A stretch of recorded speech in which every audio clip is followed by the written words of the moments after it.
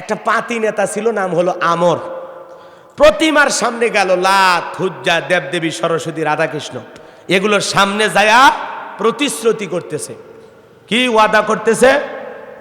বলতেছে, আমি এই প্রতিমার সামনে, প্রতিমাকে সামনে রেখে শপথ করতেছি, যতক্ষণ আব্দুল্লাহর বেটা মুহাম্মদ সাল্লাল্লাহু আলাইহি সাল্লামের কাল্লা না নিতে পারবো, ততক্ষণ পর্যন্ত আমি এক ফোঁটা পানিও পান করব না।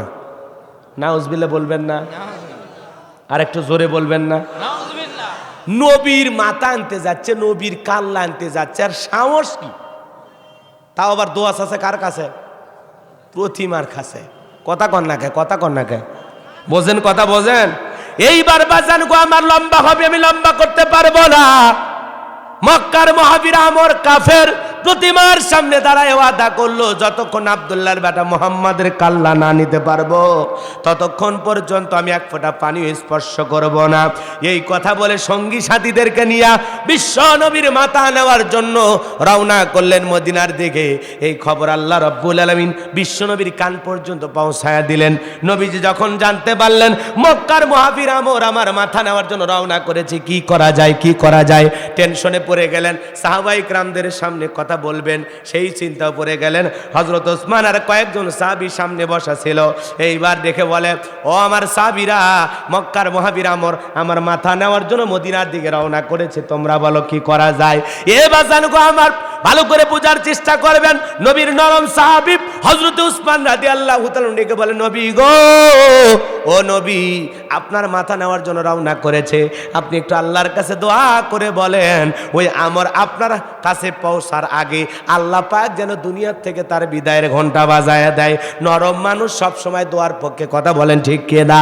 বিশ্ব নবী হাত উঠায় দোয়া করতেছেন, আল্লাহ, ওই মক্কার মহাবীর আমর আমার মাথা নেওয়ার জন্য রওনা করেছে, আপনি আল্লাহ আমরের একটা ব্যবস্থা করেন, ওরা হাত পা প্যারালাইজ করে দেন। এইভাবে যখন দোয়া শুরু করে দিয়েছেন, আসমান থেকে আল্লাহ বলে, জিবরাইল, আর করিস না দেরি, নবীজিকে জানায় দে তাড়াতাড়ি, আমি আল্লাহ পাক শুধুমাত্র দুই হাত দোয়া করার জন্য দেই নাই, মাঝে মাঝে জালেম আর বেঈমানরা যখন খুব বেশি বাঁকা হয়ে যাবে, ওদেরকে সাইজ করার জন্য ওই হাতে লাঠিও তুলে নেওয়া লাগবে। এইবার জিবরাইল এসে বলে, নবী হাত নামান। নবী হাত মুখে না নিয়া এইভাবে রেখে দিলেন। কথা কন না কে? দোয়া আমরাও করি, বাপ রে বাপ, এক একজনের মুনাজাত করার সাইজ দেখলে মাথা খেলে না। কেউ এরকম মুনাজাত করতেছে, মনে হয় দড়ি বাঁকানের দায়িত্ব নিয়েছে। কথা কন না কে? আবার কেউ কেউ মুনাজাত করে আর এরকম করে, প্রেসার মাপার মেশিন মনে হয় হাতের ভিতর ঢুকেছে। কথা কন না কে? দোয়া করার একটা আদব আছে, ফাজদামি করলে হবে না, সুন্দর করে মালিকের কাছে হাতটা পাততে হবে, একটা আদব আছে না? নাই? আপনি এইভাবে থাকবেন না, এরকমও করবেন না, এরকমও করবেন না, মনে থাকবে তো ইনশাআল্লাহ? এখানে হুজুর বসে আছেন, সুন্দর একটা আদব করে হাতটা তুলতে হবে। কথা কন না কে? আপনার দেখছেন দেখছেন দেখছেন হুজুর ঠিক আছে? এরকম এরকম করা যাবে না, ঠিক আছে? অনেক আবার চুপচাপ থাকে, হুজুর দোয়া করতেই থাকে, ওর হাত লেগে গেছে। হ্যাঁ, যখন হুজুর বলে সুবহান রাব্বিকা রাব্বিল ইজ্জাতি আম্মা ইয়াসিফুন আলহামদুলিল্লাহ, আল্লাহ,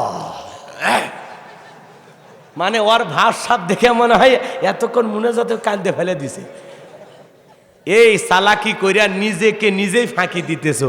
হুজুরের কোনো সমস্যা নাই, সমস্যা তোমার। কথা কয় ঠিক না? হ্যাঁ, সামনের দিকে যায়। কষ্ট হচ্ছে আপনাদের? নবীজি হাত নামাইলেন, আর জিবরাইল ডেকে বলে, নবী গো, আল্লাহ পাক শুধু দুই হাত দোয়া করার জন্য দেয় নাই, মাঝে মাঝে জালেম আর বেঈমানদেরকে সাইজ করার জন্য দুই হাতে লাঠিও তুলে নেওয়া লাগবে। এই কথা যখন বললেন, আপনারাই বলেন তো, সব জায়গায় কি দোয়া দিয়ে কাজ হয়? এই গ্রামের নাম দক্ষিণ কৃষ্ণপুর। মনে করেন আল্লাহ না করুক, এমনি উদাহরণ, কথা বোঝানোর জন্য বলতেছি। এই গ্রামে প্রতি রাতে চুরি হয়, ডাকাতি হয়, সোনাদানা চুরি হচ্ছে, সুন্দরী বউ পর্যন্ত চুরি হয়ে যাচ্ছে, গরু ছাগল ভেড়া বাছুর যা আছে সব চুরি হয়ে যাচ্ছে। চোরের জ্বালায় এই গ্রামের মানুষ রাতের বেলায় ঘুমাইতে পারে না, টেনশনে থাকে যে আজকে না জানি কার বাড়ি চুরি হয়।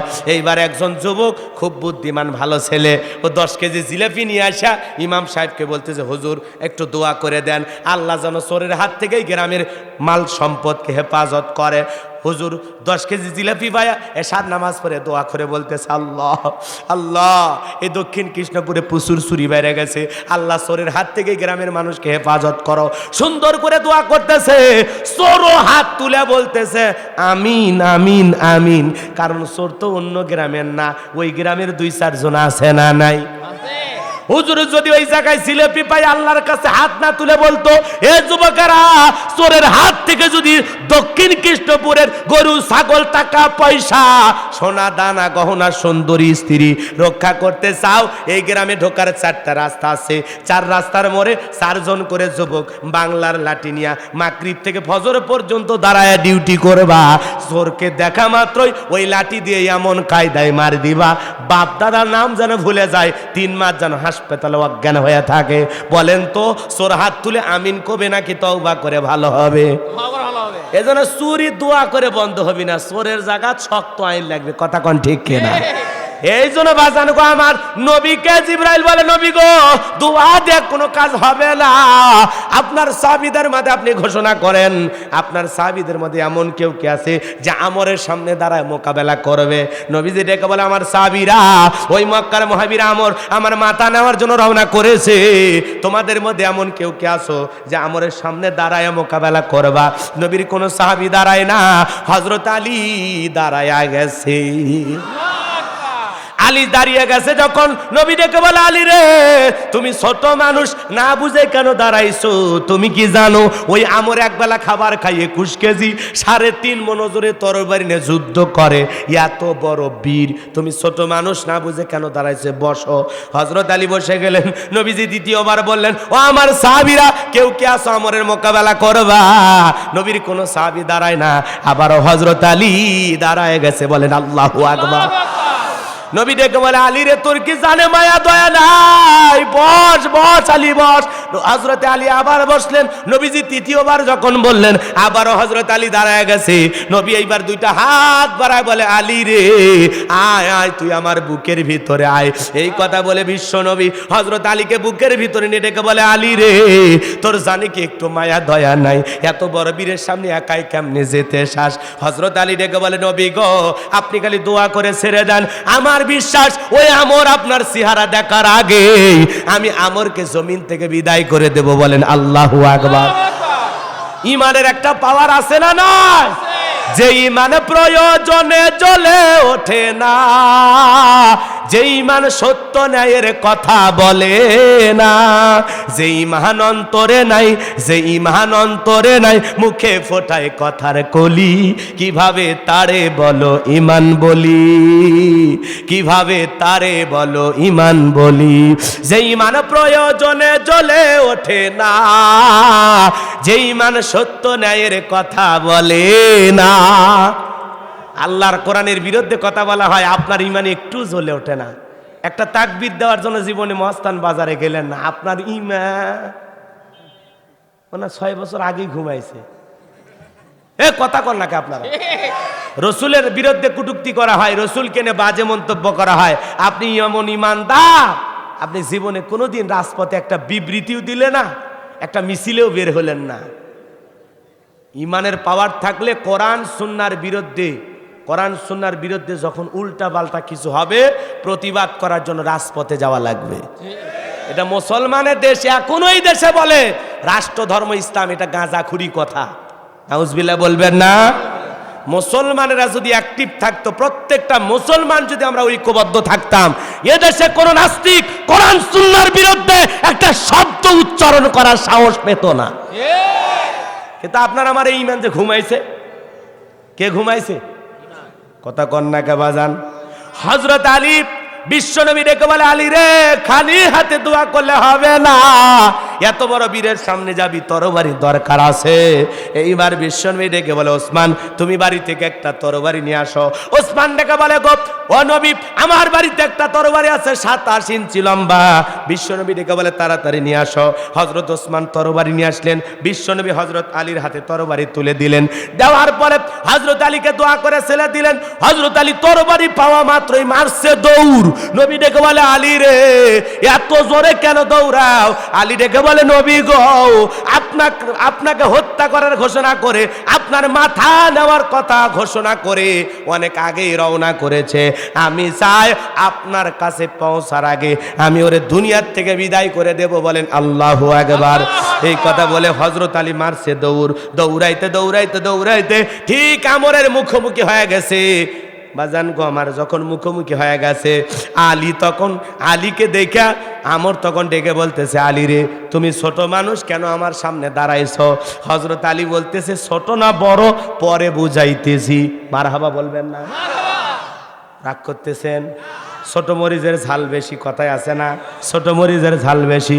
হযরত আলী একটা দোয়া পড়তেছেন, এই দোয়া আপনারা যদি আমল করতে পারেন আর বাড়ির চতুর্দিকে যদি দোয়াটা পরে পানি ছিটায় দিতে পারেন, আপনার বাড়িকে আল্লাহ পাক বড় বড় দুর্ঘটনা থেকে হেফাজত করবে।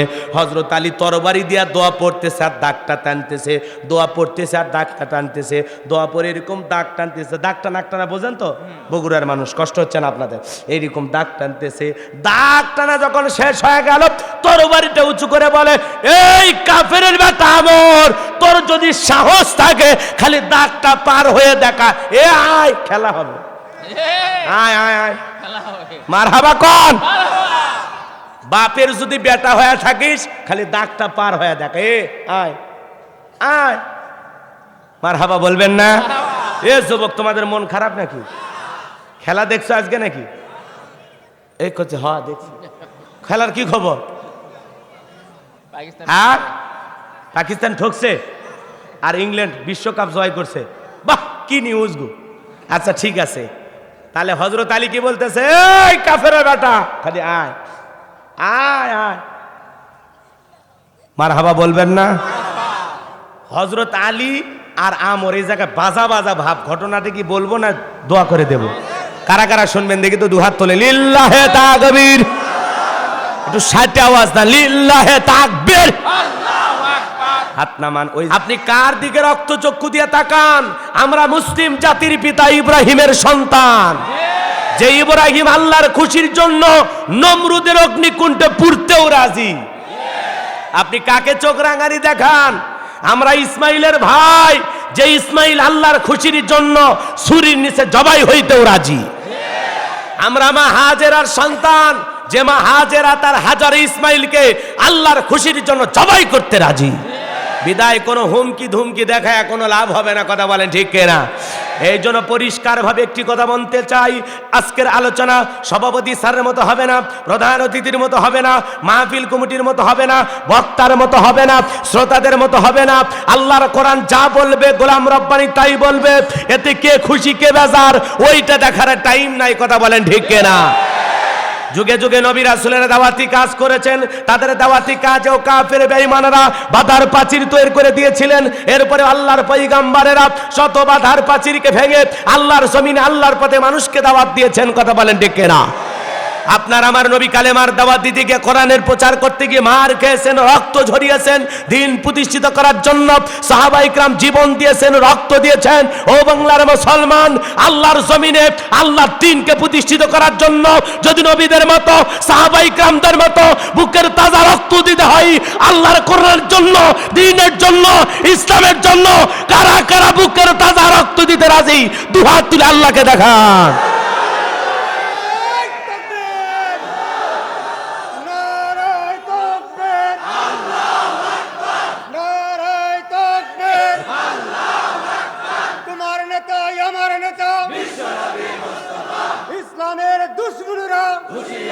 লিল্লাহে তাকবীর। আউযু বিল্লাহি মিনাশ শাইতানির রাজীম। বিসমিল্লাহির রাহমানির রহিম। ভিতরের তো মোদ্দার শয়তানের কাছ থেকে আল্লাহ পাকের কাছে আশ্রয় প্রার্থনা চাচ্ছি। পরম করুণাময় সীম দয়ালু আল্লাহর নামে শুরু করছি। সূরার নাম মুলুক। বাজান গো আমার, এই সূরা মুলুক যদি আল্লাহর কোন বান্দা নিয়মিত আমল করে, আল্লাহ রাব্বুল আলামিন যে বান্দা পবিত্র কোরআনুল কারীমের এই সূরাটি নিয়মিত তিলাওয়াত করবে, আমল করবে, আমার আল্লাহ পাক তার কবরের সলজবকে সহজ করে দিবেন। বলুন সুবহানাল্লাহ।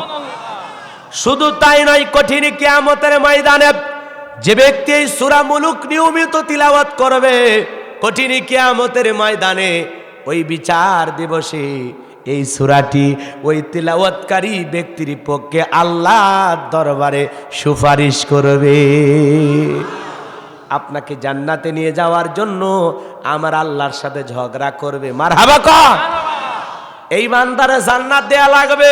তোমার এই বান্দা নিয়মিত আমার তিলাওয়াত করেছিল, রাতে না ঘুমায় আমার তিলাওয়াত করেছিল, প্রতিদিন নিয়মিত তিলাওয়াত করেছিল, আমি কোরআনকে বড় মহব্বত করতে ভালোবাসতো। কোরআন আপনার পক্ষে আল্লাহর দরবারে সুপারিশ করে আপনাকে জান্নাতে নিয়ে যাওয়ার চেষ্টা করবে। বলুন সুবহানাল্লাহ। তাহলে সেই সূরা মুলুক আমাদের আমল করার দরকার আছে না না? আমার আল্লাহ রাব্বুল আলামিন বলেন, তাবারাকাল্লাযী বিয়াদিহিল মুলকু ওয়া হুয়া আলা কুল্লি শাইইন কাদির। আরো জোরে বলেন আল্লাহু আকবার।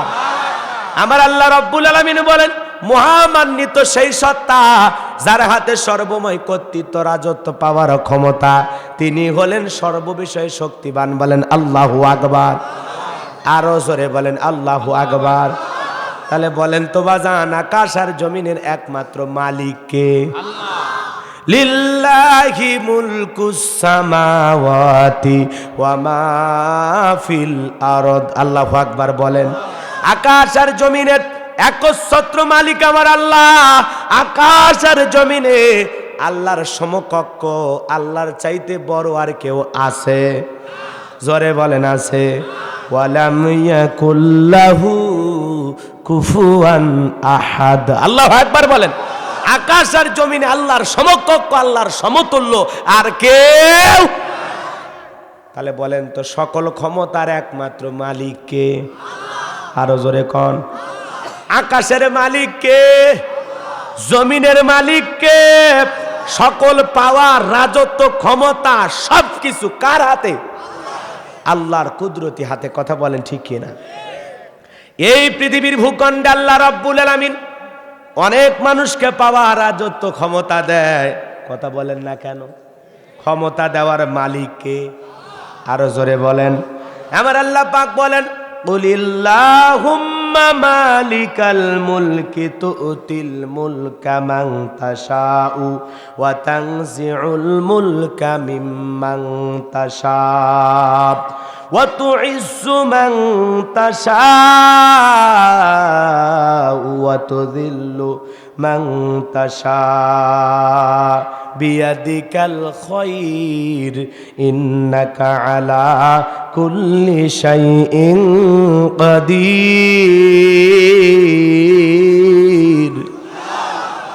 সূরা আলে ইমরানের 26 নম্বর আয়াতে আমার আল্লাহ রাব্বুল আলামিন জানায়া দিলেন, রাজত্ব দেওয়ার মালিক আল্লাহ। কথা কয় না? রাজত্ব দেওয়ার মালিক, কেড়ে নেওয়ার মালিক, সম্মানিত করার মালিক, লাঞ্ছিত করার মালিক, সকল কল্যাণ কার হাতে? আর তিনি হলেন সর্ববিষয়ে শক্তিবান। আল্লাহু আকবার বলেন। তাহলে রাজত্ব পাওয়ার, ক্ষমতা দেওয়ার মালিক আল্লাহ, ক্ষমতা কেড়ে নেওয়ার মালিক আল্লাহ, সম্মানিত করার মালিক আল্লাহ, লাঞ্ছিত করার মালিকও আমার আল্লাহ। পাওয়ার, রাজত্ব, ক্ষমতা দান করেন কে? আরো জোরে বলেন কে? আবার ক্ষমতার চেয়ারে বসায়া লাঞ্ছিত করেন কে? যারা ক্ষমতার চেয়ারে বসে আদল প্রতিষ্ঠিত করে, ইনসাফ প্রতিষ্ঠিত করে, মানবতার কল্যাণে, মানুষের কল্যাণে ভালো ভালো কাজ করে, তারা হয় সম্মানিত। কথা বলেন ঠিক কিনা? আর যারা জুলুম করে, অত্যাচার করে, মানুষকে কষ্ট দেয়, অসহায় মানুষের জীবন বিষাক্ত করে তোলে, দেখবেন এই পৃথিবীর ভূখণ্ডে অনেক মানুষকে আল্লাহ পাওয়ার, রাজত্ব, ক্ষমতা দেওয়ার পরেও জুতার বাড়ি খাওয়ায়া দুনিয়ার থেকে বিদায় করছে। কথা বলেন ঠিক কিনা? আজও পৃথিবীতে যে শ্রীলঙ্কা হাফ প্যান্ট পরে দৌড়াচ্ছে, জনগণ এমন পিটাইছে, প্যান্ট খুলে গেছে। তার মানে কি বোঝা যায়? রাজত্ব দেওয়ার মালিক আল্লাহ, আবার রাজত্বের চেয়ার থেকে নামানোর মালিকও আল্লাহ, সম্মানিত করার মালিক আল্লাহ, ইজ্জত সম্মান দেওয়ার মালিক আল্লাহ। আবার বেশি ফাল পারলে, বাড়াবাড়ি করলে লাঞ্ছিত করতেও আল্লাহর সময় লাগবে না। কথা বলেন না কেন? একটু কথা খালি বুঝবেন, তাহলে সকল ক্ষমতার একমাত্র মালিক, সকল ক্ষমতার আকাশ আর জমিনের যা কিছু দেখেন সব নিয়ন্ত্রণ কার হাতে? তাহলে আল্লাহর চাইতে বড় ক্ষমতা ধরার কেউ আছে? আমরা সেই আল্লাহর গোলাম যে আল্লাহ আসমান জমিনের পুরো পৃথিবীর মালিক। সুবহানাল্লাহ বলবেন না? কেমন আল্লাহর গোলাম আমরা, আর আমাদেরকে বলা হয় ক্ষমতার উৎস জনগণ। কি যে পামডা দেয়, কথা কন না খেয়ে। সকল ক্ষমতার উৎস কার হাতে? জোরে বলেন কার হাতে? এই জন্য পরিষ্কার ভাবে কিছু কথা বলতে চাই, রাগ জান কইরেন না, মন খারাপ জান কইরেন না। ক্ষমতা দেওয়ার মালিক, ভালো করে বলবেন, ক্ষমতা দেওয়ার মালিক, লাঞ্ছিত করার মালিক, সম্মানিত করার মালিক, লাঞ্ছিত করার মালিক।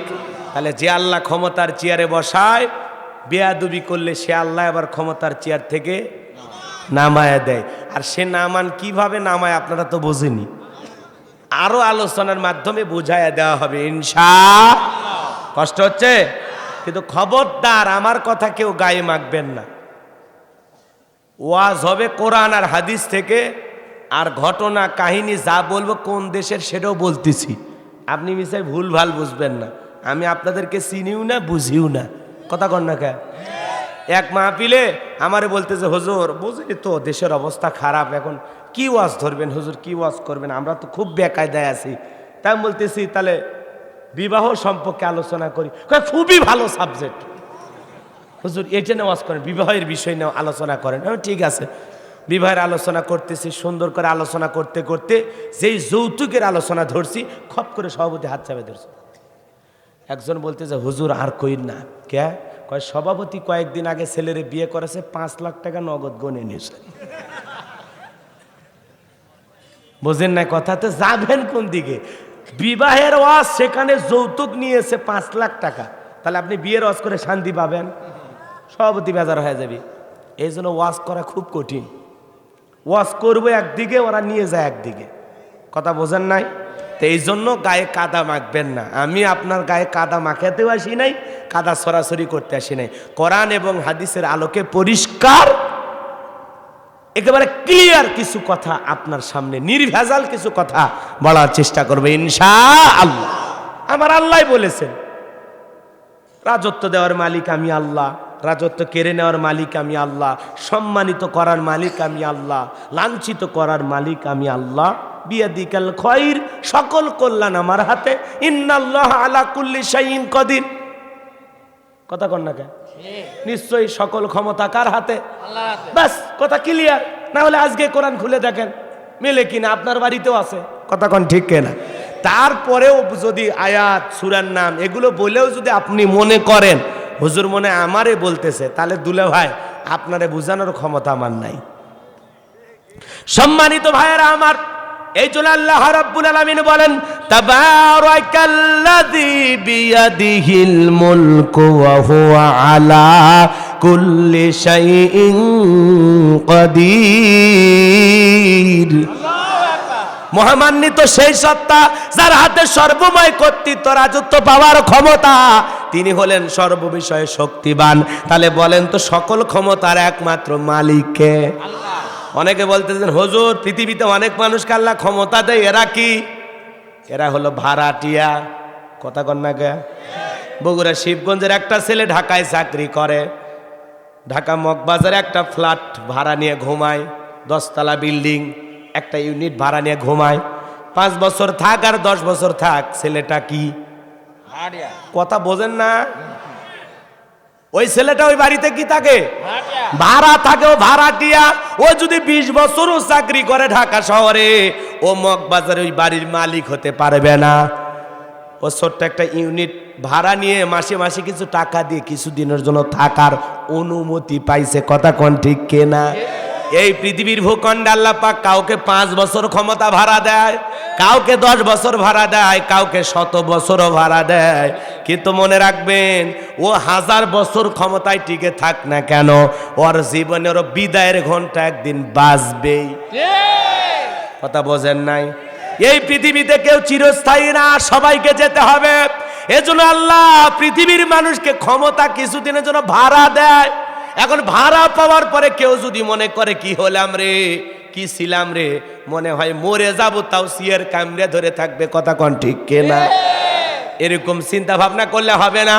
আপনি যখনই মারা যাবেন, নিঃশ্বাসটা যখন বন্ধ হবে, আপনি যত স্বর্ণের চেয়ারে বসে থাকেন না কেন, আপনাকে ওখান থেকে নিয়ে যায়া গোসল করায়া চকলেটের মতো মরাইয়া দাফন করা হবে মাটির নিচে। কথা কোন ঠিক কিনা?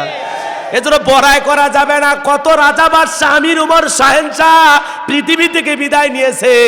আজও পৃথিবীর সমস্ত রাষ্ট্রে যারা ক্ষমতার চেয়ারে বসে আছে, যারা মানুষের উপর জুলুম করে, অত্যাচার করে, তাদেরও মনে রাখা লাগবে যুগে যুগে অন্য মানুষের যা পরিণতি হয়েছে আপনারও তাই পরিণতি হবে, দুদিন আগে আর পরে।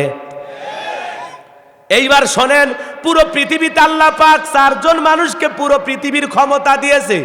ছোট্ট একটা দেশ না, কথা বোঝেন নাই? মালদ্বীপের মতো ছোট্ট একটা দেশ না, বা ভারতের মতো ছোট্ট একটা দেশ না, অথবা মালয়েশিয়ার মতো একটা দেশ না। আল্লাহ পাক পুরো পৃথিবীর রাজত্ব 4 জন মানুষকে দিয়েছিল। কয়জন? জোরে বলেন কয়জন? কথায় কথা মনে হয় রাগজান কইরেন না, মন খারাপ জান কইরেন না। এবার জানগো, আমার পুরো পৃথিবীর রাজত্ব পাওয়ার ক্ষমতা আল্লাহ পাক 4 জনকে দিয়েছিল। 4 জনকে দিয়েছিল। কয়জন? এর মধ্যে 2 জন হলো ইমানদার আর 2 জন হলো কাফের। ইমানদার 1 নাম্বার হলো আল্লাহর পয়গম্বর, নাম হলো সুলাইমান। জোরে বলেন আল্লাহু আকবার। আল্লাহর পয়গম্বর সুলাইমান আলাইহিস সালামকে আল্লাহ পাক পুরো পৃথিবীর পাওয়ার রাজত্ব ক্ষমতা দান করেছিলেন। বলেন তো আল্লাহর পয়গম্বর কি কখনো মানুষের প্রতি জুলুম করতে পারে? নিঃসন্দেহে তিনি ভালোভাবে ক্ষমতা রাষ্ট্র পরিচালনা করেছেন। আরে বাবা, আল্লাহ এমন ক্ষমতা দিয়েছে, মানব দানব জিন ইনসান পর্যন্ত তার কথা মানতে বাধ্য। সুবহানাল্লাহ বলবেন না? জিনদের যা বলতো জিনেরা তাই শুনতো। কথা কন না কেন? জিন বোঝেন তো? জিন বোঝেন না? জিন জাতি বোঝেন না? ওমা খলাকতুল জিন্না ওয়াল ইনসা ইল্লা লিয়াবুদুন। আল্লাহ বলেন আমি মানব জাতি আর জিন জাতিকে সৃষ্টি করেছি শুধুমাত্র কেবলমাত্র আমি আল্লাহর গোলামি করার জন্য, ইবাদত করার জন্য। আপনি আমি যেরকম ইবাদত করি, জিন জাতিরাও তেমনি ভাবে আল্লাহর ইবাদত করে। কথা বলে ঠিক কিনা? এই পৃথিবীতে আল্লাহ পাক তাদেরও একটা বসবাসের সুযোগ করে দিয়েছিল, কিন্তু তারা বাড়াবাড়ি করার কারণে ওদেরকে ফেরেশতারা ধামরাইয়া দিয়েছে। এখনো অনেক জায়গায় জিন আছে, আছে না? না কথা কন না, আপনারা রাগ করতেছেন? জিনেদেরও হাসরের ময়দানে বিচার হবে, তাদেরও মৃত্যু হয়, তাদেরও জান কবজ করা হয়। আপনি কি মনে করেন আপনি খাওয়া দাওয়া করেন, ওরা না খেয়ে থাকে? ওরাও খাওয়া দাওয়া করে, কিন্তু ওদেরকে আমরা দেখতে পাই না। কথা বলেন ঠিক কিনা? রাগ করতেছেন? মন খারাপ করেছেন? বাজান, জিনেরা অনেক পাওয়ারফুল, শক্তিশালী। আপনারা আমার চাইতে জিনেরা কি শক্তির দিক দিয়ে পাওয়ারফুল বেশি। রাগ করতেছেন আপনারা? ওই যে এক মুরিদের কথা শোনেন নাই? পীর সাহেবের কাছে বলছে, পীর সাহেব আমার একটা জিন দেন। কয় জিনের অত্যাচার সহ্য করতে পারবেন? কয় না, একটা দেন। দিয়েছে। এখন জিন একটা পাইছে, জিন যা বলে ভাই আমার কাজ দেন। কয় কাজ দেব? ঠিক আছে, বাড়ির ধারে একটা পুকুর আছে, ওইটা সেচে দে। ওইটা সেচে দিয়েছে। এরপরে বলে আরো কাজ দেন। কয় ওইটা পুকুর সেচা শেষ। কয় বাপ রে বাপ, তাহলে ঠিক আছে, খেতে কিছু জমিতে ধান আছে, ফসল আছে, এগুলো কাইটে নিয়ে আয়। 1-1.5 ঘন্টার মধ্যে সব কাইটে নিয়ে আসা শেষ। এরপরে বলে আরো কি কাজ? বাপ রে বাপ, তাড়াতাড়ি কাজ দেন। কাজ দেন না তো আমারে রাখছেন কেন? আমারে রাখলে কাজ দেওয়া লাগবে। ও চিন্তা করে আর সাথে তো পারা যাবে না, দৌড়ে গেছে পীর সাহেবের কাছে। এ তো সকাল বিকাল কাজ চাই, এ কাজ ছাড়া তো কিছু বোঝা নাই। ওই জন্য তো তোরে আগেই বলেছিলাম জিন সামলাইতে পারবি না, এখন কি কাজ দেয়া যায়? আমি দিতেছি, চুপ কর। পীর সাহেব এবার বুদ্ধি করে বলতেছে, এই জিন কি? ওই যে দেখ সামনে 4 পাওয়া একটা জানোয়ার হেঁটে যায়, ওর লেজটা বেঁকা হয়ে আছে, ওইটা সোজা করে তারপর দেখা করবি। কথা বোঝেন না? এইবার তেল ঘি সব মাখায়া সোজা করে ছেড়ে দেয়, আবার সেই বেঁকা হয়। কত কুত্তার লেজ কি সোজা করা সহজ? ও সোজা করতে না পেরে আর পিসা পিসা দেখাই করেনি রাগ করে। তেই হলো জিনদের অবস্থা। যাই হোক, অনেক কথা বলার আছে। আল্লাহর পয়গাম্বার সুলাইমান আলাইহিস সালামকে আল্লাহ পাক এত রাজত্ব, এত পাওয়ার ক্ষমতা দিয়েছিলেন, আর এত এলেম আর জ্ঞান দিয়েছিলেন, পিপিলিকার ভাষা পর্যন্ত বুঝতো। সুবহানাল্লাহ বলবেন না? তাহলে কত বড় একটা দামি পয়গাম্বার ছিলেন নবী সুলাইমান আলাইহিস সালাম, বলেন আল্লাহু আকবার। যাই হোক, তার জীবনী থেকে আজকে আমি কথা বলার সুযোগ পাবো না।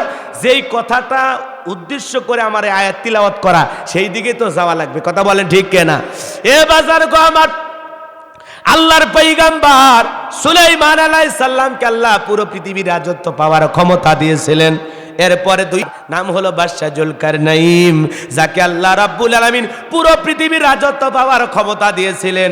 সূর্য উদয় হতে সূর্য অস্তগামী পর্যন্ত, পূর্ব থেকে পশ্চিম পর্যন্ত আল্লাহ রাব্বুল আলামিন পুরো পৃথিবীর রাজত্ব বাদশা জুলকারনাইনকে দান করেছিলেন। যেই বাদশা জুলকারনাইন এক নয় দুই নয়, এই পৃথিবীর ভূখণ্ডে 1600 বছর হায়াত পেয়েছিলেন। বলেন আল্লাহু আকবার। আপনার আমার বাপ দাদার 14 গোষ্ঠীর হায়াত এক জায়গায় করলে 1600 বছর হবে? এত বছর আল্লাহ হায়াত দিয়েছিলেন। 1600 বছর মানবতার কল্যাণে, মানুষের কল্যাণে, জনগণের উপকার করতে করতে কাটায়া দিয়েছেন। বলেন আল্লাহু আকবার। কত বছর ক্ষমতায় পেয়েছিলেন? 1600 বছর হায়াত পাওয়ার পরেও, এত দীর্ঘ সময় ক্ষমতা থাকার পরেও কোনো দিন মানুষের সাথে বিন্দু পরিমাণে জুলুম করে নাই। বলেন আল্লাহু আকবার।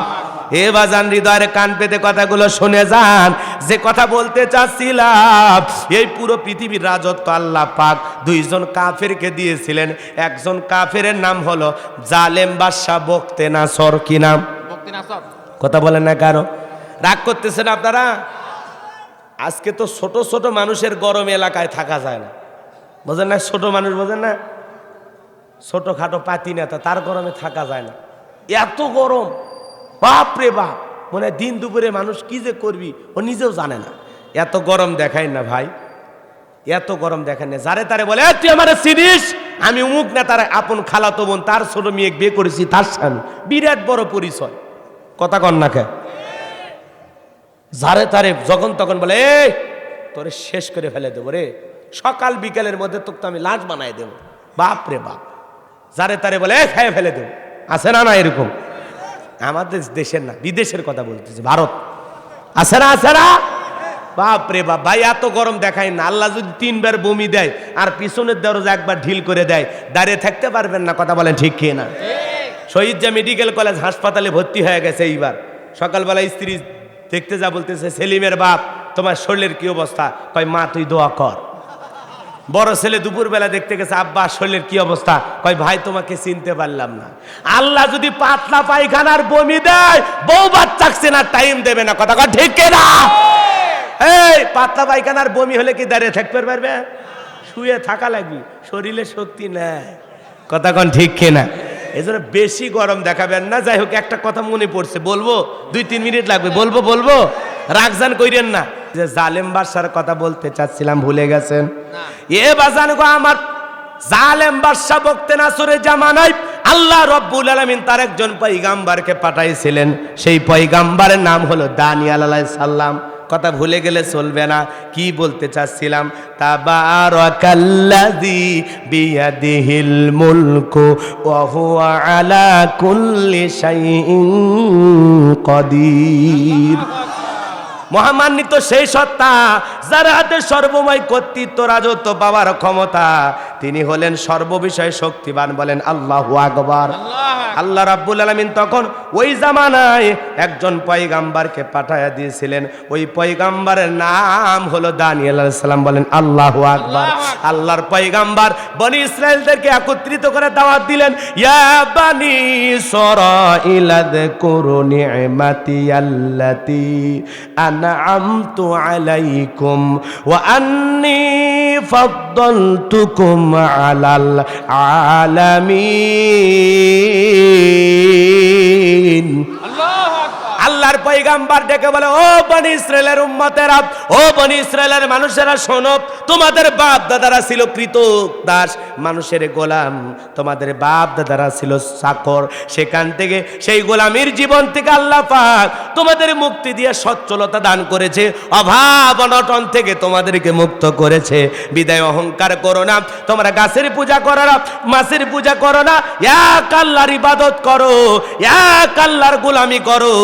সুন্দর করে জাতির মানুষকে দাওয়াত দিতে লাগলেন, কিন্তু দানিয়েল আলাইহিস সালামের দাওয়াত তারা কোনো মতেই গ্রহণ করলেন না। ঘৃণা ভরে প্রত্যাখ্যান করে বলে, ও পয়গাম্বার, বাপ দাদা গরিব ছিল, আমরা তো গরিব নাই, পুরান দিনের গল্প শোনায় কোনো লাভ নাই। আমার বাপ দাদা কৃতদাস ছিল, তাতে কি হয়েছে? আমাদের টাকা পয়সা আছে, ধন সম্পদ আছে, সুন্দরী বিবি আছে, সব কিছু আছে। আল্লাহর পয়গাম্বার ডেকে বলে, শোনো, কোন কওমের মানুষ, কোন জাতির মানুষ যদি অহংকার করে, দাম্ভিকতা করে, খোদাদ্রোহী হয়ে যায়, আল্লাহ পাক তখন ওই জাতির উপরে দুই ধরনের আযাব পাঠায়। একটা হলো আসমান জমিনের আযাব আর গজব দিয়া তাদেরকে ধ্বংস করে দেয়, না হলে তাদের ভাগ্যে জালেম শাসক পাঠাইয়া দেয়। কথা বোঝেন? খেয়াল করেন, রাগজান কইরেন না। আল্লাহর পয়গাম্বারের দাওয়াত তারা কোনো মতেই গ্রহণ করলো না। নবীর কথা ভালো, ওদের কাছে ভালো লাগলো। তখন আল্লাহ পাক ওই অহংকার করা জাতি বনি ইসরায়েলের মানুষের উপরে জালেম বাদশা বকতে নাসরকে পাঠায়া দিলেন। এইবার জালেম বাদশা ক্ষমতার চেয়ারে বসার পর শত শত হাজার হাজার মানুষকে হত্যা করলেন, নিরপরাধ মানুষকে জেলখানায় বন্দী করলেন। শুধু তাই নয়, আল্লাহর পয়গাম্বার দানিয়েল আলাইহিস সালাম সহ তার ৭০,০০০ উম্মতকে জেলখানায় বন্দী করেছিল। কত হাজার? ৭০,০০০। তার ভিতরে নবী আছে না নাই? তাহলে নবী মানুষ কোন জায়গায়? কথা কন নাকি আপনার? ওয়াজ বোঝেন? এই কয় হুজুর ওয়াজ করেন, কোনো সমস্যা নাই, আমরা ভয়ে কাঁপে। বাজান গো আমার, জালেম বাদশার জেলখানায় আল্লাহর পয়গাম্বার বন্দী, তাহলে নবী মানুষ যদি জেলখানায় যায়, আজকে যারা সেই নবী না কাজ করবে, কোরআন সুন্নাহর হক কথা বলবে, দিন প্রতিষ্ঠিত করার স্বপ্ন দেখবে, তাদের কেউ নবীদের এই সুন্নতগুলো পালন করার জন্য জেলখানায় যাওয়া লাগতে পারে। এখন আপনি যদি বলেন ভালো মানুষ এই জায়গায় কেন? আরে ভাই, এখন ভালো মানুষেরাই দুনিয়াতে অসম্মানিত হচ্ছে, আর যারা সম্মান পাওয়ার যোগ্য না তারা এখন সম্মানিত হচ্ছে। কথা বলেন ঠিক কিনা? মাথাটা খেয়াল করে কথাগুলো শুনে যান। আল্লাহর পয়গাম্বার দানিয়েল আলাইহিস সালাম সহ তার ৭০,০০০ উম্মত জেলখানায় বন্দী। এইবার পয়গাম্বার ডেকে বলে, ও আমার উম্মতেরা, কই গেল তোমাদের অহংকার? কই গেল টাকা পয়সা? কই গেল সুন্দরী বউ? কই গেল তোমাদের সন্তান? এই দিনের ভয় তো আমি তোমাদেরকে দেখাইছিলাম, তোমরা তো আমার কথা বিশ্বাস করলা না।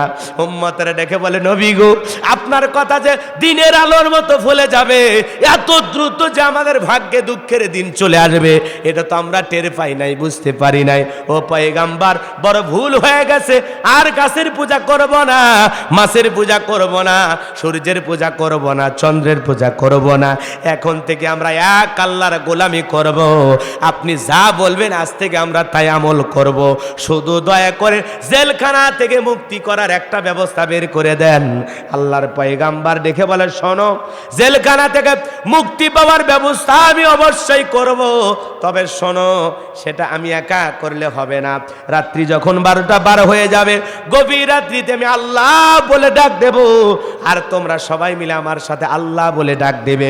আমরা কাকুতি মিনতি সহকারে তওবা ইস্তেগফারের মাধ্যমে আল্লাহর কাছে ক্ষমা চাইব, আল্লাহর কাছে দোয়া করব। আমার আল্লাহ পারেন আমাদেরকে এই জেলখানা থেকে মুক্ত করতে। আল্লাহ সারা ইমানদারদের জেলখানা থেকে মুক্ত করার দুনিয়াতে কেউ নাই। এইবার আল্লাহর পয়গাম্বার রাত্রি 12টা পার হয়ে গেল, আল্লাহ বলে ডাক দিয়েছে। জোরে বলেন আল্লাহ। আর একবার জোরে ডাক দিয়ে বলেন আল্লাহ। আর একবার বলেন তো আল্লাহ। এই যে আল্লাহ আল্লাহ বলে ডাক দিলেন, আমাদের আল্লাহ খুশি না বেজা? হে মুসলমান, আল্লাহর গোলাম, এই জন্য আল্লাহ পাক বলেন, ইন্নাল ইনসানা লিরাব্বিহি লাকানুদ। মানুষ বড় অকৃতজ্ঞ, মানুষ বড় অস্বীকারী। আমরা আল্লাহর গুণগান গাইতে ভালোবাসি না, কিন্তু আপনার আমার বাড়িতে আছে একটা মিস্টার ডগ, চেনেন না? কি নাম ওর? কুকুর। কুকুর চেনেন? কথা কন নাকি আপনারা? একেবারে জীবনে কুকুরও দেখেননি আপনারা? হাই রে, যে খায় দেয় মানে বলতেছে, মানে আওয়াজ দেওয়ারও সাহস পাচ্ছে না। চাচা আপনার আমাদের বাড়িতে কুকুর থাকে কিনা? এই কুকুর আপনার আমার বাড়িতে আছে বা জানগো? আমার বাড়ির মালিক বাজার থেকে গরুর গোস্ত কিনে নিয়ে আসার পর যে হাতটা দাঁতের এই পাশে নিয়ে এ পাশে অনেক চেষ্টা করে পারে না, তখন ডাক দেয়, লালু খা ফি সাবিলিল্লাহ। লালু তখন বলে, জানি বস আপনি ফেল করছেন, তবে আমি ফেল করার মতো না। ওই শুকনো হাড় খেয়ে রোদ নাই, বৃষ্টি নাই, ঝড় নাই, তুফান নাই, আপনার বাড়ি পাহারা দেয়। অপরিচিত মানুষ বাড়িতে প্রবেশ করলে ডাইরেক্ট বলে কথা বল না, এমন কায়দায় আওয়াজ করা শুরু করে। তার মানে বাহিরের লোককে বলে, আপনি কে? ভিতরে কেন যাবেন? কার সাথে দেখা করবেন? বাড়ি কোথায়? কথা কন নাকি? ওই বাড়ির ভিতরের লোক যখন বলে, এ লালু আসতে দে, তখন বলে, ঠিক আছে যান, বসের যাওয়ার অনুমতি আছে, আমি দেখতেছি বিষয়টা আমার নজরে আছে। এইবার দুইজন বাড়ির মালিক আর আগন্ত ব্যক্তি দুইজন মিলে গল্প করে, কুকুর নেজ নাড়ে আর চতুর্দিকে ঘোরে। একবার মালিকের দিকে তাকায় আর একবার ওই ব্যক্তির দিকে তাকায়, আর মালিককে এটা বুঝাইতে চায়। একবার শুধু বলেন, লোকটাকে আপনি ছিলেন না, কামরায় আর জীবনের 14 গোষ্ঠীর 12টা বাজায় দেব। কথা বলেন এখানে। এরপরে বাড়ির লোক যখন ধমক দেয়, তাহলে এখান থেকে যা, তখন বলে, ও আপনার পরিচিত লোক, আগে বলবেন তো, খামাকাই ডিউটি করলাম। তাহলে একটা কুকুর শুকনো হাড় খেয়ে মালিকের বাড়ি পাহারা দেয়। আর যে আল্লাহ পাক এত নিয়ামত আমাদেরকে দিয়েছেন, তারপরেও আমরা আল্লাহর কৃতজ্ঞতা প্রকাশ করি না, শুকরিয়া আদায় করি না। কথা বলেন ঠিক কি না? এই জন্য সৃষ্টির সেরা আশরাফুল মাখলুকাত হওয়ার পরেও আমাদের এই আচরণ ঠিক হচ্ছে না। এই জন্য এক আল্লাহর গোলামি করতে হবে। কথা বলেন ঠিক কি না? এ মাজান গো, আমার লম্বা হবে, আমি লম্বা করব না। ভালো করে বোঝেন, জেলখানার ভিতরে আল্লাহর পয়গাম্বার দানিয়েল আলাইহিস সালাম এবং তার ৭০,০০০ উম্মত আল্লাহ বলে ডাক দিয়েছে। বলেন আল্লাহ। আর একবার জোরে ডাক দেয়া বলেন আল্লাহ। যারা মুখ খোলে না, আমার আল্লাহ দেখেছে, আমি তাদের ব্যাপারে কিছু বলবো না।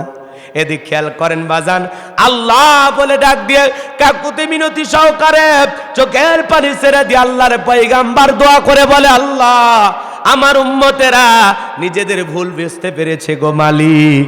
ও আল্লাহ, তুমি আমার উম্মতদের মাফ করে দাও। তারা তওবা ইস্তেগফার করেছে, আজ থেকে আপনার গোলামি করবে। ও আল্লাহ, আমাদেরকে আপনি মাফ করে দেন। আজকের দোয়াকে কবুল করে জেলখানা থেকে মুক্ত করার একটা পথ আপনি বের করে দেন। আমার আল্লাহ দেখে বলে, পয়গাম্বার দানিয়েল আর কাঁদতে হবে না, আমি আল্লাহ দোয়া মঞ্জুর করে নিয়েছি।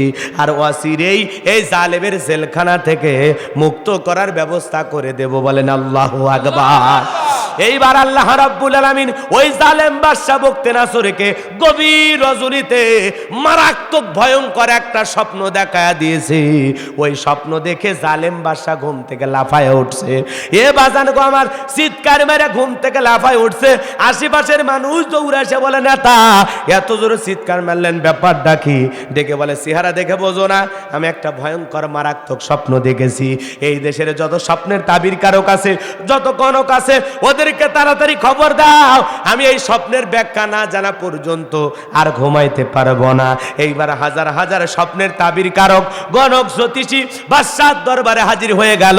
জালেম বাদশা বুকতেনাসর যখন তার স্বপ্নের কথা প্রকাশ করতে যাবে, আল্লাহ রাব্বুল আলামিন তখন ওই জালেম বাদশার মাথার মেমোরির মধ্যে ভাইরাস ঢুকে দিয়ে সেই কথাগুলো নিয়ে আল্লাহর পয়গাম্বার দানিয়েল আলাইহিস সালামের মাথার মেমোরির মধ্যে সেভ করে দিয়েছে। বলেন আল্লাহু আকবার। এইবার বাদশা যখন স্বপ্নের কথা বলতে যাবে, তখন বলে, কি যেন দেখলাম, আর কথা বলতে পারে না। স্বপ্নের কথা ভুলাইয়া দিলেন কে? এইবার মুহূর্তের মধ্যে ডায়লগ চেঞ্জ করলেন, কথার পরিবর্তন করলেন। ডেকে বলে, শোনো, গতকাল রাত্রে স্বপ্নে কি দেখেছি সেই কথাও তোমাদের বলতে হবে। এই স্বপ্নের ব্যাখ্যা কি হবে এইটাও আমাকে জানাই দিতে হবে। সমস্ত জনগণ দেখে বলে, বাদশা এ তো পাগলামি কথা, স্বপ্ন দেখেছেন আপনি, আমরা কিভাবে বলবো? বলা সম্ভব? কথা বলেন, এখানে রাগ করতেছেন আপনারা?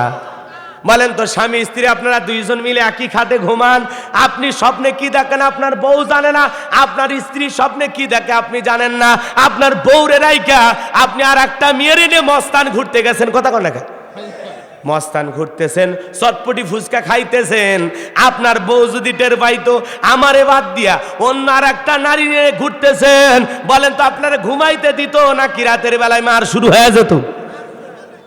কিন্তু আপনি স্বপ্নে কি দেখেন আপনার বউ জানে? জোরে বলেন জানে। আবার আপনার স্ত্রী আপনার রাইকে আর একটা ছেলের হাত ধরে যদি বগুড়ে সাত মাথায় ফুচকা খায়, আকবরে হোটেলে লাচ্ছি খাইতে যায়, বলেন তো আপনি কি টের পাবেন? তার মানে স্বামী কি স্বপ্নে দেখে স্ত্রী জানে না, স্ত্রী কি স্বপ্নে দেখে স্বামী জানে না, কথা বলে ঠিক কেনা? স্বপ্নে আমরা দেখি সাপ তারা করছে, ঘুম থেকে উঠে সাপ খুঁজে পাওয়া যায়, স্বপ্ন তো স্বপ্নই, কথা বলেন ঠিক কিনা? রাগ করেছেন মনে হয়। এ বাজান গো আমার, এইবারে জালেম বাদশার কথা শোনার পর ওই দেশের মানুষ ডেকে বলে বাদশাহ এ তো পাগলামি কথা, আপনি স্বপ্নের কথা বলবেন আমরা স্বপ্নের ব্যাখ্যা বলে দেব। বাদশাহ দেখে বলে কেন, এতদিন তোমরা নিজেদেরকে গায়েবের দাবিদার করেছো, তোমরা নাকি গায়েবের খবর জাগো, গোপন খবর তোমাদের কাছে আছে, গতকাল রাত্রিতে কি স্বপ্ন দেখেছি এই গায়েবের খবর যদি না থাকে আমি তোমাদের 7 দিনের আলটিমেটাম দিলাম, এই 7 দিনের মধ্যে যদি না বলতে পারো সবাইকে শুলিতে চড়াবো, ফাঁসি দিয়া মারবো, জোরে কর নাউজুবিল্লাহ।